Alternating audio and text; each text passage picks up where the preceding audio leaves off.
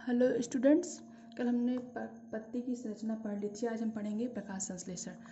तो सारे हरे पौधे वायुमंडल से कार्बन डाइऑक्साइड और जल लेकर प्रकाश की उपस्थिति में अपने भोजन का निर्माण करते हैं और इसी प्रक्रिया को प्रकाश संश्लेषण कह लेते हैं।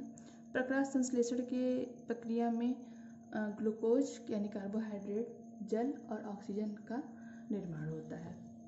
प्रकाश संश्लेषण की क्रिया हरित लवक के परागण के कारण होती है और इसी परागण के कारण पत्तियों का रंग भी हरा होता है। तो डिफिनेशन देख लेते हैं। प्रकाश संश्लेषण वह जैव रासायनिक प्रक्रिया है जिसमें हरे पादप के हरे भाग में उपस्थित क्लोरोप्लास्ट सौर ऊर्जा ग्रहण करके वायु से ली गई कार्बन डाइऑक्साइड तथा मृदा से अवशोषित जल द्वारा स्वयं के लिए भोजन का निर्माण करते हैं तथा ऑक्सीजन सह उत्पाद के रूप में निष्कासित करते हैं। रिएक्शन देख लेंगे। कार्बन डाइऑक्साइड और H2O मिलेगा, सूर्य का प्रकाश होगा और परागण की उपस्थिति में ग्लूकोज बनेगा, जल बनेगा और ऑक्सीजन बनेगा। यही ऑक्सीजन रंध्रों के माध्यम से वायुमंडल में रिलीज कर दी जाती है या बाहर निकाल दी जाती है।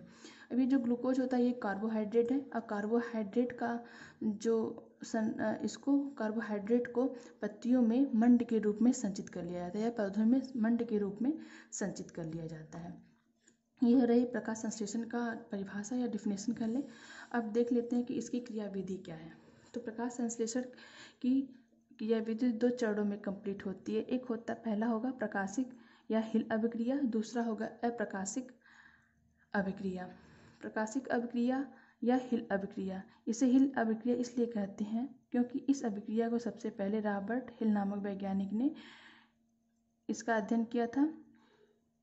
ठीक है, और ये अभिक्रिया हरित लवक के ग्रेनम में होती है। हरित लवक की स्ट्रक्चर आपने पिछली कक्षा में पढ़ा होगा, फिर भी आपको एक बार दिखा देते हैं। यह हरित लवक का संरचना है, देख लें। इसमें दो झिल्लियाँ पाई जाती हैं, ऊपरी झिल्ली और निचली झिल्ली होगी।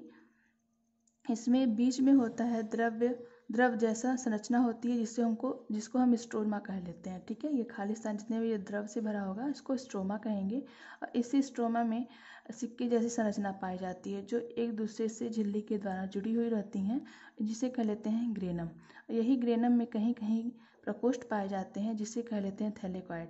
ठीक है, तो प्रकाश संश्लेषण की सारी क्रिया इसी स्ट्रोमा, ग्रेनम और थैलेकॉइड में मिलकर होता है। ठीक है, तो जो प्रकाशिक अभिक्रिया होती है वो ग्रेनम में होगी, यानी कि हरित लवक के ग्रेनम में होगी इस वाले स्ट्रक्चर में, और अप्रकाशित क्रिया इस स्ट्रोमा में होती है जो द्रव जैसा स्ट्रक्चर होता है। ठीक है, तो प्रकाशिक अभिक्रिया में क्या होता है ये हम देख लेते हैं।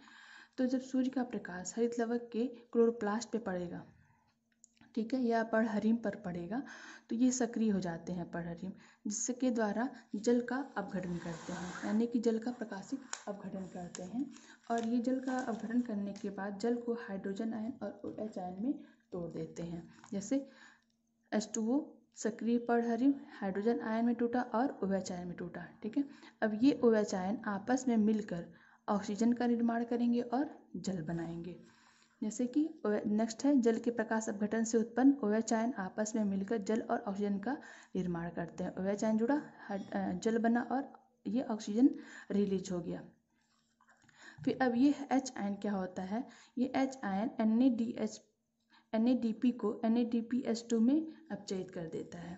ठीक है, ये यही H आयन NADP को NADPH2 में बदल देगा और इसके द्वारा जब ये NADP से NADPH2 बनता है तो इसके दौरान खूब ढेर सारा इलेक्ट्रॉन निकलता है या एक्टिवेट इलेक्ट्रॉन होते हैं जो बहुत ज़्यादा मात्रा में ऊर्जा मुक्त करते हैं और उसी ऊर्जा को ADP से AT में बदल कर संचित कर लिया जाता है। यानी कि जब NADP से NADPH2 बनता है तो अधिक मात्रा में इलेक्ट्रॉन सक्रिय होते हैं और ऊर्जा मुक्त करते हैं और उस ऊर्जा को ADP से ATP में बदलकर पौधों में संचित कर लिया जाता है। ठीक है, अब देख एक होता है ये था अब प्रकाशिक अभिक्रिया, यानी कि सारे रिएक्शन जो हम पढ़े हैं इसके इधर ये सारे लाइट की उपस्थिति में होते हैं। पूछा जाता है कि फोटोफॉस्फोरिलेशन क्या है। ठीक है। तो फोटोफॉस्फोरिलेशन यही है कि जब प्रकाश की उपस्थिति में एडीपी से एटीपी का निर्माण होता है तो इसको फोटोफॉस्फोरिलेशन कहते हैं। अब एडीपी में आप देख रहे हैं एडिनोसिन डाइफॉस्फेट, यानी कि 2 फास्फेट होगा, इसमें एक फास्फेट और जुड़कर बांड बना लेता है और फिर एटीपी का निर्माण करता है। तो फोटोफॉस्फोरिलेशन क्या है? प्रकाश की उपस्थिति में एडीपी से एटीपी के निर्माण की प्रक्रिया को फोटोफॉस्फोरिलेशन कहते हैं। यहाँ पे फुल फॉर्म अक्सर एग्जाम में पूछ लिया जाता है, इसलिए यहाँ पे देख लीजिए कि क्या होता है फुल फॉर्म NADP का। ठीक है, तो NADP का फुल फॉर्म होगा निकोटिनामाइड एडिनिन डाइन्यूक्लियोटाइड फास्फेट, और NADPH2 का होगा nicotinamide adenine dinucleotide hydrogen phosphate. ADP का एडिनोसिन डाइफॉस्फेट, ATP का एडिनोसिन ट्राइफॉस्फेट।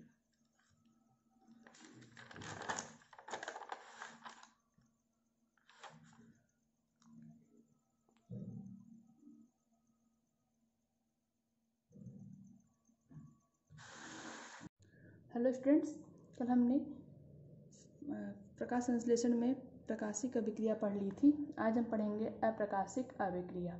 अप्रकाशिक अभिक्रिया को केल्विन चक्र, C3 साइकिल, ब्लैकमैन अभिक्रिया भी कहते हैं। केल्विन चक्र और ब्लैकमैन अभिक्रिया इनके वैज्ञानिक के नाम के आधार पर इनको बोला जाता है, और C3 साइकिल इसलिए कहते हैं क्योंकि इस अभिक्रिया में पहला स्थायी यौगिक 3 कार्बन अणुओं का बना होता है, इसलिए इसे C3 साइकिल कहते हैं। अप्रकाशिक अभिक्रिया को समझने के लिए हम 3 पदों में समझते हैं इसको। पहला कार्बोक्सिलीकरण या कार्बन फिक्सेशन। इसमें पौधे कार्बन डाइऑक्साइड ग्रहण करते हैं और इस कार्बन डाइऑक्साइड के द्वारा प्रकाशिक अभिक्रिया में बने NADH से NADH2 का अवकरण होता है और कुछ विशेष पदार्थों की उपस्थिति में कार्बन डाइऑक्साइड के द्वारा फास्फोग्लिसरॉल्डिहाइड का निर्माण किया जाता है। यह फास्फोग्लिसरॉल्डिहाइड तुरंत नहीं बनते हैं, इसमें कुछ और अभिक्रिया होती है, वो हम देखते हैं। सबसे पहले 5 कार्बन वाले यौगिक यानी कि रिबुलोज 1,5 बाइफॉस्फेट के साथ कार्बन डाइऑक्साइड के अणु मिलेंगे और 6 कार्बन अणु वाले अस्थायी यौगिक का निर्माण करते हैं। रिबुलोज कार्बन डाइऑक्साइड एंजाइम की उपस्थिति में 6 कार्बन वाले अस्थायी यौगिक का निर्माण होगा। अब यही 6 कार्बन वाले यौगिक का अपचयन होता है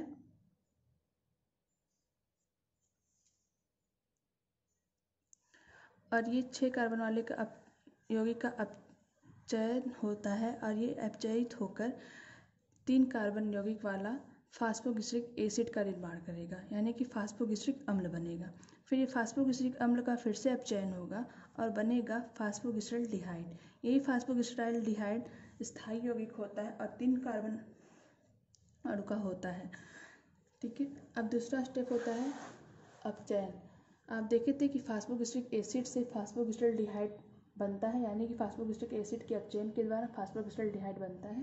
वही फास्फोग्लिसरॉल्डिहाइड के अणु आपस में मिलकर ग्लूकोज का निर्माण करेंगे। ठीक है, अपचयन के फलस्वरूप बने फास्फोग्लिसरॉल्डिहाइड के 2 अणु आपस में मिलकर ग्लूकोज का निर्माण करते हैं। ठीक है, फास्फोग्लिसरॉल्डिहाइड यानी कि C3H5O3 और हाइड्रोजन से इसके 2 अणु मिलेंगे और बनेगा ग्लूकोज।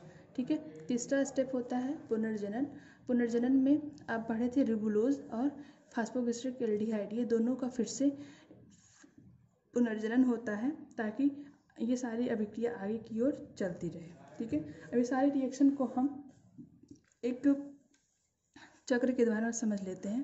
पहले क्या होगा, ribulose 1,5 biphosphate, carbon dioxide, oxygen और कुछ एंजाइम की उपस्थिति में इसका कार्बोक्सिलीकरण होगा और बनेगा फास्फोग्लिसरिक अम्ल। ठीक है, ये 3 कार्बन अणु का होगा, इसलिए इसको 3-फास्फोग्लिसरिक अम्ल बोला गया है। फिर इसका अपचयन होगा, फास्फोग्लिसरिक अम्ल का अपचयन होगा फास्फोग्लिसरॉल्डिहाइड में और फिर फास्फोग्लिसरॉल्डिहाइड से ग्लूकोज का निर्माण होगा। अपचयन के दौरान ATP का भी अपचयन ADP में हो जाता है और NADPH बन जाता है NADP। ठीक है, अब फास्फोग्लिसरॉल्डिहाइड से पुनर्जनन होगा फास्फोग्लिसरॉल्डिहाइड और रिबुलोज का फिर से पुनर्जनन हो जाता है और पहले बना था ADP से ATP, फिर इस अभिक्रिया में, इस अप्रकाशिक अभिक्रिया में फिर से ATP से ADP का निर्माण हो जाता है। फिर नेक्स्ट अभिक्रिया ये साइकिल चलती रहती है। फिर यही ADP से ATP बनेगा। फिर रिबुलोज से फास्फोग्लिसराल्डिहाइड बनेगा, इसका कार्बोक्सिलीकरण होगा। फिर ये साइकिल ऐसे फिर चलती रहेगी। ठीक है, अब इसके बाद हम देख लेते हैं प्रकाश संश्लेषण को प्रभावित करने वाले कारक।